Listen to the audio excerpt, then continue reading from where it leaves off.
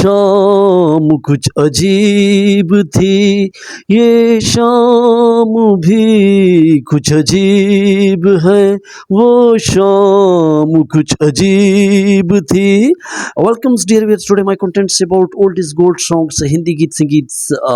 दोस्तों आज हम उन गीतों की चर्चा करेंगे जो 1969 में मोहम्मद रफ़ी साहब, लता मंगेशकर और मुकेश और कई ऐसे सिंगरों ने गाए थे. लेकिन दोस्तों उन गानों में जो उस ज़माने में मुकाबला चल रहा था, चाहे वो सिंगर थे, प्रोड्यूसर थे, ये चाहते थे कि गाने जो हैं वो ज़्यादातर किशोर तौर पर जो किशोर कुमार को दिए जाते थे, जिसमें अगर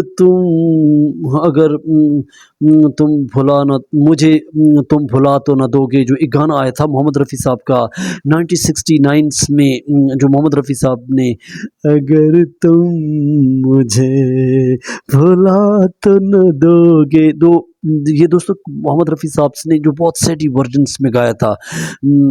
और गुलजार साहब का लिखा हुआ गाना जो किशोर कुमार ने दोस्तों गाया था, उसमें बहुत तहलका मच गया था, जिसमें वो शाम कुछ अजीब थी, ये शाम भी कुछ अजीब है.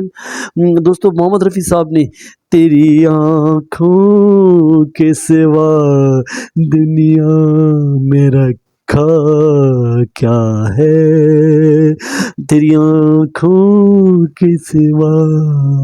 दोस्तों ये मोहम्मद रफ़ी साहब का जो एक रोमांटिकल सॉन्ग्स था. लेकिन दोस्तों एक और गाना जो नेचर पे आधारित गीत था, रिम जिम गीत सावन गाए, रिम जिम गीत मोहम्मद रफ़ी साहब ने ये गीत इस ज़माने में गाया था, जो बहुत ज़्यादा सुपर हिट रहा. लेकिन दोस्तों लता मंगेशकर ने भी गाया था, और जो एक गाना था, और उसके अलावा मोहम्मद रफ़ी साहब का दोस्तों एक गीत था जो बहुत मस्ती वाला गीत भी था, बदन पे सितारे लपेटे हुए, बदन पे सितारे लपेटे हुए. दोस्तों जो मस्ती के मूड में मोहम्मद रफ़ी साहब हीरो की एक्सप्रेशन को, उसकी आइडिया को समझकर जो अपने दिल की धड़कन से गाते थे. लेकिन दोस्तों फिर ऐसा कारण भी हुआ 1969 में कि किशोर कुमार और मोहम्मद रफ़ी साहब पहली बार जब सिंगिंग के लिए आए और उन्होंने साथ एक गाना गाया था, तो दोस्तों बहुत सा एक तहलका मच चुका था और कई मैगज़ीनों में ये बात फैल चुकी थी. तुम बिन जाऊं कहाँ, तुम बिन जाऊं कहाँ कि दुनिया में आके फिर न चाहा कभी, आहा.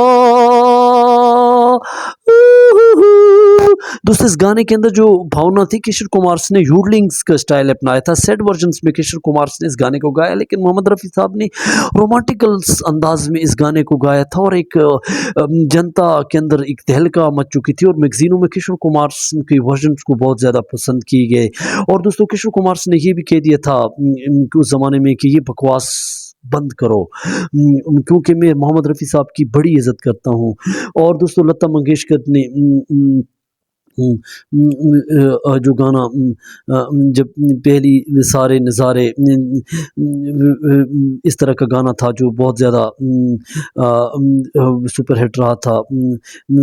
चुप गए सितारे, सारे नज़ारे, हो क्या बात हो गई, चुप गए सारे तारे, हो क्या बात हो गई. जो लता मंगेशकर का जो इस वर्जन का जो इस तरह उनका अंतरा हम रिवाइज़ कर रहे हैं, जो उस गाने में बहुत ज़्यादा जो तहलका मचाई थी. लेकिन फिर मोहम्मद रफ़ी साहब का दोस्तों जो उनका मुकाबला रहा, और कई ऐसे गाने थे, आने से उसके आए बाहर, जाने से उसके जाए बाहर, बड़ी मस्तानी है मेरी महबूबा, बड़ी मस्तानी है मेरी महबूबा.